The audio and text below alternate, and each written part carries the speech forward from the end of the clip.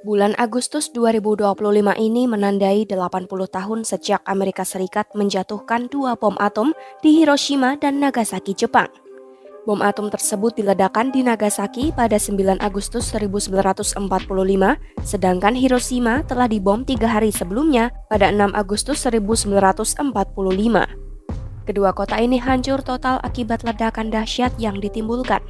Ratusan ribu orang tewas seketika dan banyak lainnya mengalami dampak jangka panjang seperti keracunan radiasi. Meski 8 dekade telah berlalu, luka sejarah yang ditimbulkan masih membekas di hati para penyintas. Salah satu penyintas bom atom, Fumi Takeshita, mengaku masih mengingat dengan jelas cahaya menyilaukan yang masuk dari jendela rumahnya saat ledakan terjadi. Sehari setelah bom dijatuhkan, ayahnya berjalan melewati daerah Urakami dekat titik pusat ledakan. Di sana terdengar banyak orang berteriak minta tolong dan terlihat tumpukan mayat. Bangunan-bangunan pun porak-poranda dan tidak ada yang tersisa. 窓からものすごい光がバーッと光ったのを見てるんですよ。で、白っていうか黄色っていうか、もう目が開けてられないぐらい強い光で、もちろんその爆心地のところを裏側を通ってこう歩いて通って来て、で。まだ翌日からですからたくさんの方がまだ助けてくれっていう人がいっぱいまだいて、死体もたくさんあって、もう建物も何も壊れて何にもないという状態だったそうですね。でその状態を、おばあちゃんに話してくれて、で私はそのおばあちゃんから翌日だったか「ふみちゃんね」って「この前ピカーって光ったやろ」って。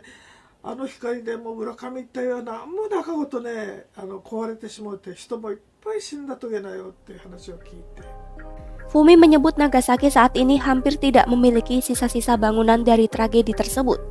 Ia mengaku telah berkali-kali bersuara untuk melindungi peninggalan itu, namun sebagian besar sudah dihancurkan. Setiap tahun pemerintah Nagasaki merilis daftar resmi peninggalan bom atom. Dalam daftar terbarunya, tercatat 55 lokasi termasuk jembatan dan pepohonan. Menurut Kepala Divisi Suksesi Bom Atom Kota Nagasaki, Yusuke Tanaka, melestarikan dan memanfaatkan sisa-sisa bangunan bersejarah bukanlah hal yang mudah. Hal ini terutama karena sebagian besar kota hancur saat itu, ditambah lagi dengan keterbatasan anggaran dan kebutuhan generasi saat ini. Tanaka menegaskan perlu ada batas yang jelas agar kota bisa menjaga keseimbangan antara upaya pelestarian dan pembangunan. 原爆による被害は爆心地を中心にですね、非常に広範囲に及んでいます。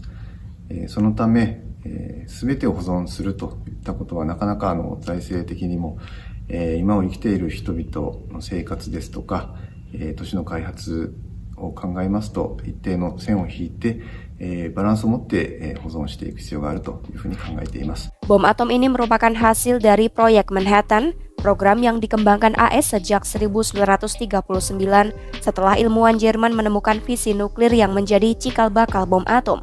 Uji coba pertama proyek ini berhasil dilakukan di New Mexico pada 16 Juli 1945.